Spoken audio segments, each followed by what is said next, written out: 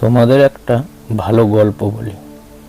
বাবাকে বৃদ্ধাশ্রমে রাখার পর একমাত্র পুত্র তার পিতাকে প্রথমবারের মতো বৃদ্ধাশ্রমে রেখে ফিরছিল। রাস্তার মধ্যে ফোন এলো। তার স্ত্রী ফোন করে বলছে, তুমি আর একবার বৃদ্ধাশ্রমে ফিরে যাও, একটা কথা বলা হয়নি।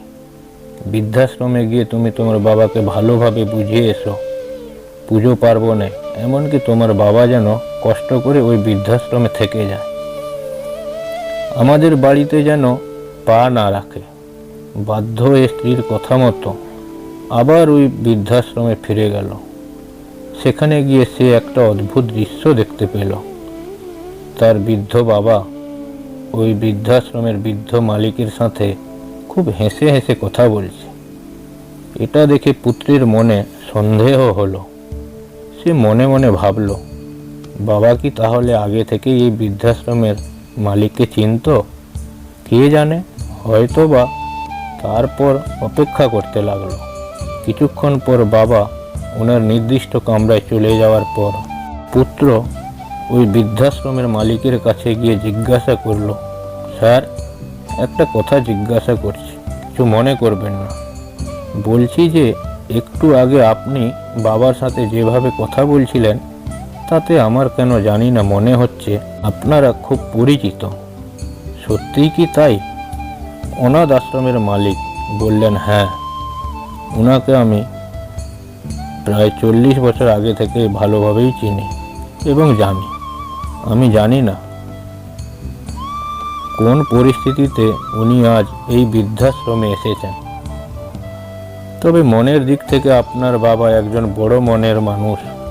পুত্র বলল, আমি তো সেটাই জানতে চাইছি, বাবাকে কিভাবে চিনলেন? বৃদ্ধ বলল, 40 বছর আগে আমার আন্ডারে থাকা একটা অনাথ আশ্রম, উনি একটি অনাথ শিশুকে দত্তক নিয়ে বাড়িতে গেছিলেন এবং আমার অনুমানে যদি ভুল না হয়, তাহলে 40 বছর আগে দত্তক নেওয়া সেই অনাথ শিশুটি এখন আমার সামনে দাঁড়িয়ে আছে। এই কথা শোনার পর পুত্র আর বুঝতে বাকি রইল না 40 বছর আগের সেই অনাথ শিশুটি যে উনি। পুত্রের চোখ দিয়ে অঝোর ধারায় অশ্রু ঝরতে লাগলো। পুত্র হাউমাউ করে কাঁদতে লাগলো।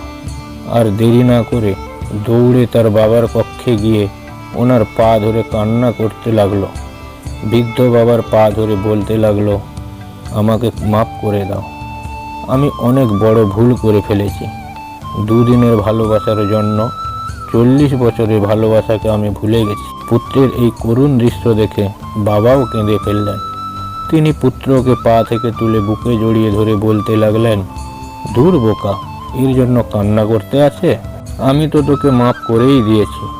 এবার পুত্র কান্না থামিয়ে বাবাকে সেই বৃদ্ধাশ্রমে থেকে নিয়ে বাড়ির দিকে ফিরে গেল।